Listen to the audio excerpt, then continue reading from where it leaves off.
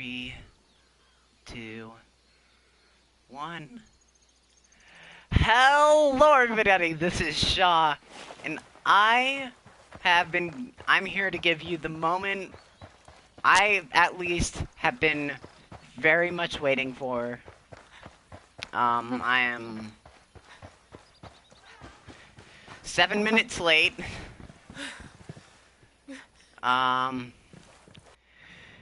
This is personally more of my review on Ghost Recon Wildlands.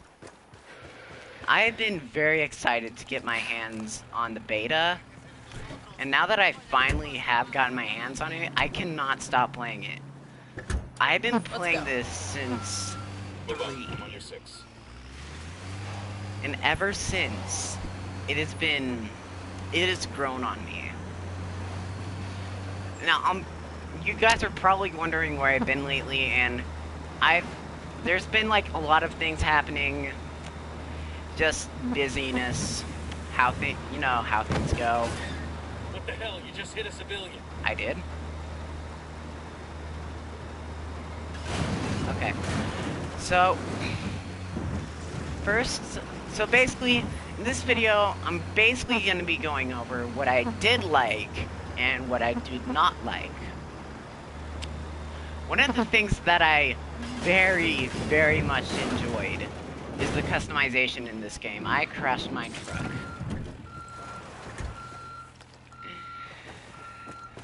I really did like that you could customize your weapons and your character very extensively. And it's also pretty interesting how you get those customization options. Now, you get a majority of your clothing items for free. You don't even need to start playing the game to get them. You just start up the menu, and it's all there. Which makes sense. And same thing goes for camos. Really, most of the cosmetic things. Now, for attachments, it's a little bit different. You have to go to these, you have to raid certain areas, certain, villages, and basically force people to give you their supplies. Very bright and colorful. Think I can wear this with my Class A uniform? Why would anyone give you a Class A uniform? That's a kill. Looks like we've riled them up. So, I'm playing on easy mode, which is probably why I'm doing so well. Alright, breathe easy. And there are numerous glitches that I found. Like, one time my AI teammate attempted to revive me, and when he came up to revive me, I'll pilot. instead of reviving me, he just stood right in front of me for a very long time, and it basically killed me. A couple other glitches. The driving mechanics are a little bit difficult to get used to. Maybe it's just me, maybe I just don't play many driving games, but they go significantly slower when you go uphill, and significantly faster when you go downhill. Now, once again, the closest I've come is playing GTA 5 on my PS3 a long time ago, but yeah, that is something to keep in mind. The lights on this airplane, it's literally just... Maybe that just doesn't do much at the moment. So, another thing that I did like is how long it takes to complete this game. Now, no, I'm not saying that I completed it. So, I have killed one of the, what I thought was one of the main, antagonists in this game. I was very, very mistaken. We're done here. The rebels can send a team. Apparently, when I took out that enemy, rather than it being the main enemy, well, one of the main enemies, so I took down these folks in red that you see right here. I thought that was one of the main enemies. I had barely scratched the surface of what I was supposed to be doing. This is one of these side enemies, and you need to kill all 6 of these guys. And this is less than half of the map that we're getting in the beta. And it's so huge. So huge. Like, that easy is the GTA 5 map. We have Salt Flats, which is kind of in that general area. We have, actually, one of the places I really wanted to go to. I hope I can find it. Somewhere in this general area, there's actually a snowy little village. And that's actually one of the other things I think is very cool. The diversity in climate and, aha. He's gonna set a little waypoint. The diversity in climate, the diversity in terrain. In fact, you're gonna be seeing that in a moment. Right now, I'm in a temperate forest, you know, just a typical little forest that you take your kids to camp in if it wasn't run by drug cartels. Once we get over these mountains, we're probably gonna end up seeing a bit more of a grasslands-like area. And then there's also, once again, salt flats. Then there's desert. Then we have snow. I don't know what it is, I just really love snow areas in video games. Which is weird because it's like 100 degrees. No, way more than that. It can get to like 108 degrees here in the summer.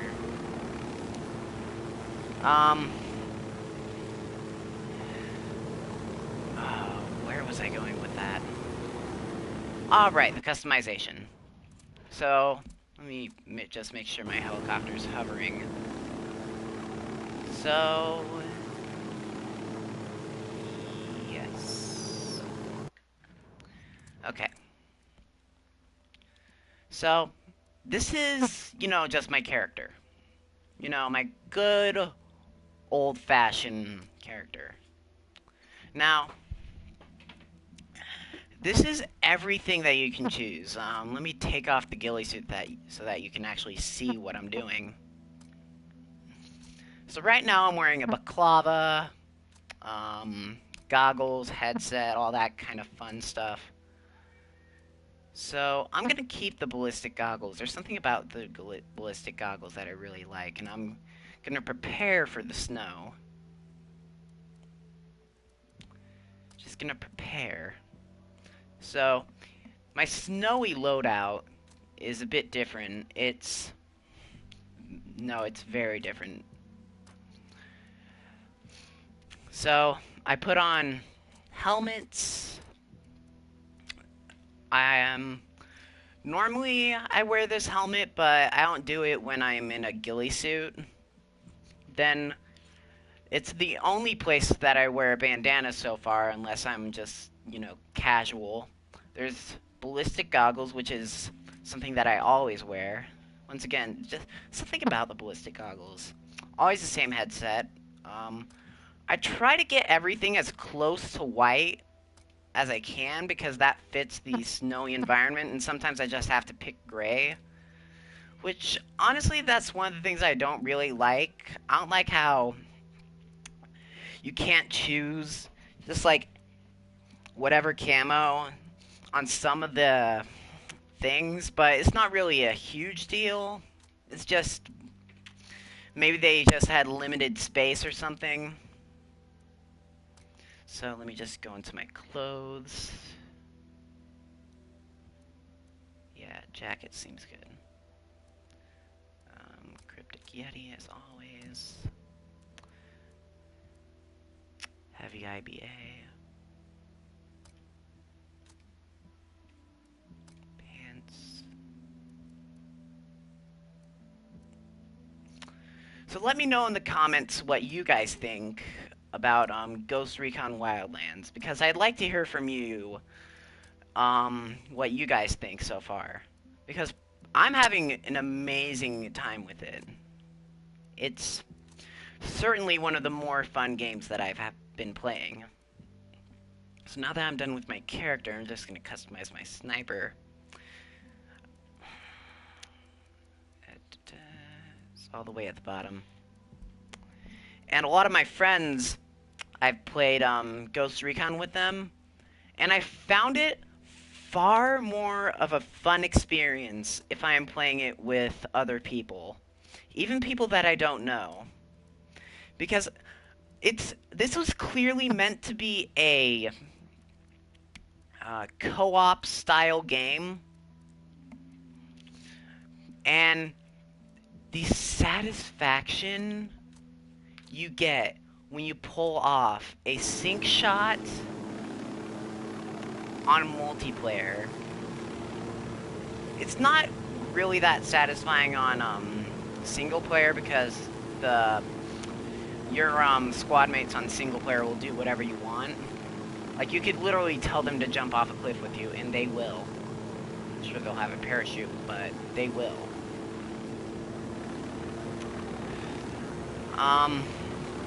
It's actually one of the cooler things. So, as you guys know, in games like Call of Duty, Battlefield, stuff like that, your AI doesn't exactly kill much. It tries. Sometimes it succeeds, but it doesn't really make an impact. It's not quite like that in Ghost Recon Wildlands. You actually have a squad that you can rely on. A squad that will help you when you are in need. A squad that doesn't have some kind of a mental disability that prevents them from walking it directly into a wall. And that's actually quite interesting. Maybe it's just me. Maybe it's just the fact that Tom Clancy, our Lord and Savior, has been working on AI for quite a long time. But I did not expect such an improved AI system. Really, I never do. I don't normally expect a very good AI system because typically, from my personal experience at least, AI is pretty garbage in all games, really.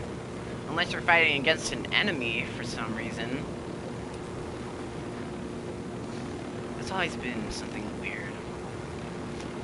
I know there are games with good AI out there, but I haven't watched or played those games.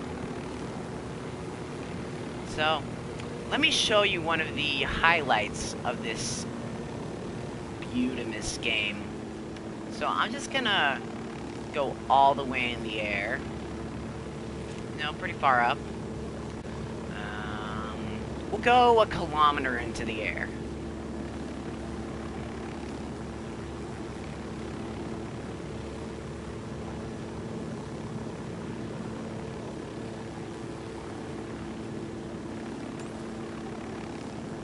So it's actually very, very convenient that it's nighttime now.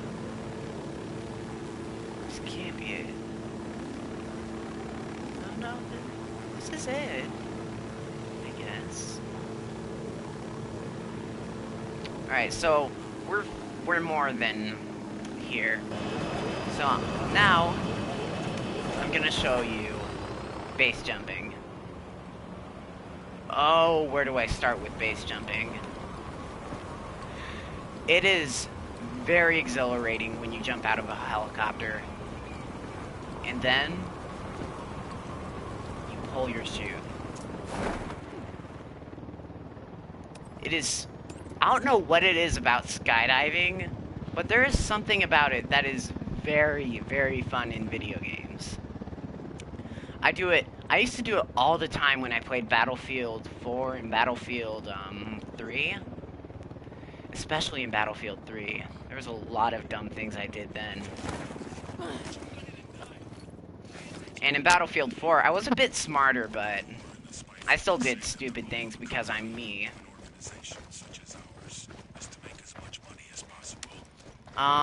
One thing I don't like, the characters are either... There isn't a fine line between drama and comedy with the characters, because you have these moments when they're just constantly this one guy who keeps telling jokes constantly, and they're kind of funny, I'll admit, mainly because I have a very immature sense of humor. I think me and that character would get along great. But, the weird thing is... what was the point I was trying to get to?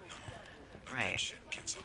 Whenever you're actually in combat, instead of like a slow shift, you get an immediate change between laughs to just like the most dramatic thing you will ever see. And maybe it's intentionally supposed to be like that. Maybe that's like they're trying to portray it as realistically as possible. I'm not sure if that's actually how it is in real war, but I wouldn't know because I haven't been in a real war. There are some YouTubers that I've seen that supposedly have been in the Marines. And the thing is, I'm not exactly comfortable asking Marines questions like that. What were we talking about? Oh, right. So, Target down. An interesting thing about this game is they actually have a day and night cycle, and I'm bittersweet with the day and night cycle. I do like how the day and night cycle is detailed, and I also do like the weather system. The thing I don't like is that it turns from day to night so quickly. Like, I started the broadcast in broad daylight, and so fast it turned to pitch black outside. So I think that they should take a little bit more time to change it from day to night.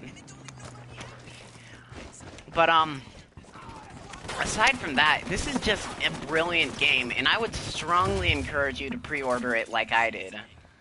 Now, I did hear a lot of people say that it's not, like, real combat.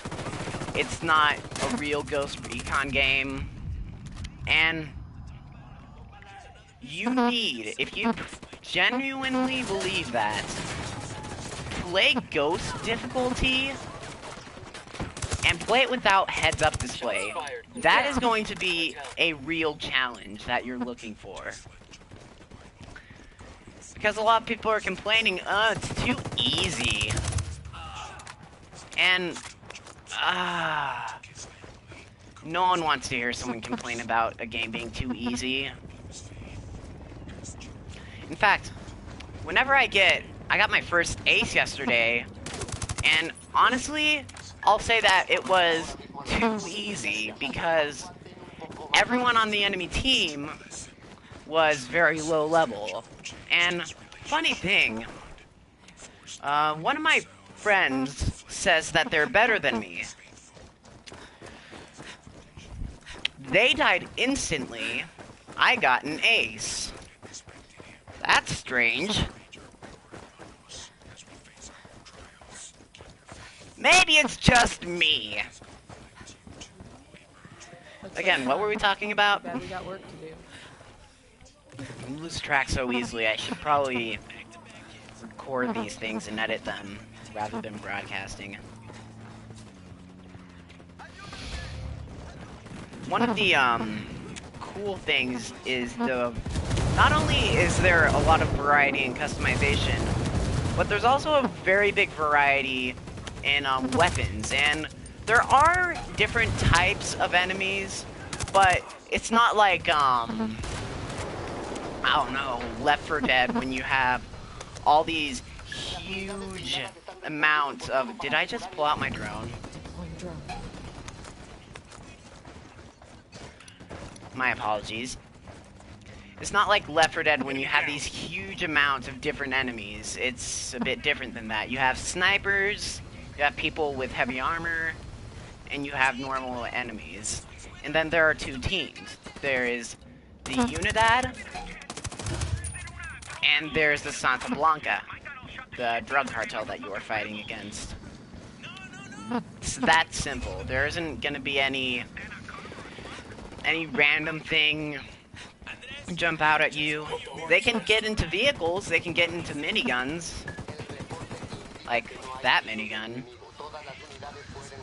Also, a lot of people were complaining that it switches to first person instantly when you aim, and it's actually quite easy to switch between aiming in third person and aiming in first person. All you have to do is press R3 on the R3 stick, and that is literally it. Guys, just because the default is first person, which actually I prefer, does not mean that it's going to be difficult to switch to first person. You don't have to go into your settings and do this complicated thing. No. You just have to press a button. And not only that, but it'll actually save the fact that you aimed down sights first in third person. So just to demonstrate, so I'm aiming in third person. It's not changing. Still aiming in third person. Switching to my other weapon. Oh. Still though, you do have to only press a button.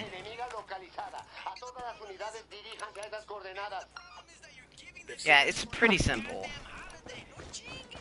And you can actually zoom in with left on your D-pad. A lot of detail put into the controls specifically. Don't know why. I can't get any of these guns to zoom. That is weird. Now, oh! I'm already learning more about this game, guys. So, apparently if you aim down your sights, and press up on the T-pad, you can remove your suppressor.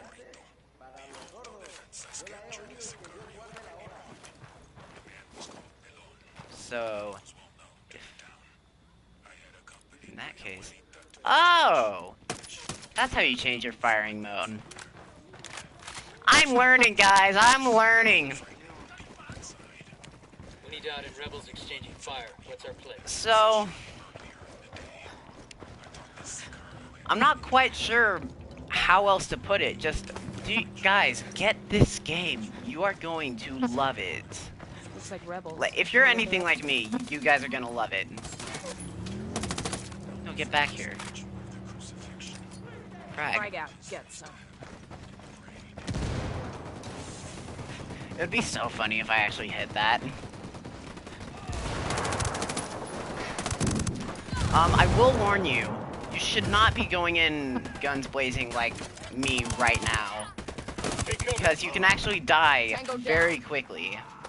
Like, the enemies may die in a few shots, but so do you, even on easy. And it doesn't take very long for you to regenerate on easy, but I think it takes longer on harder difficulties. That's something to keep in mind. But yeah, I think that's about all I'm gonna say for today's video. So guys, like and subscribe if you enjoyed the video. I am Shaw Pie. Peace out, guys.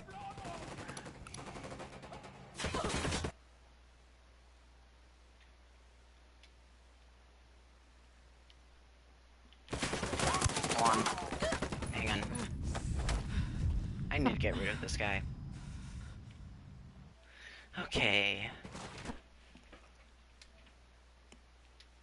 And peace out, guys.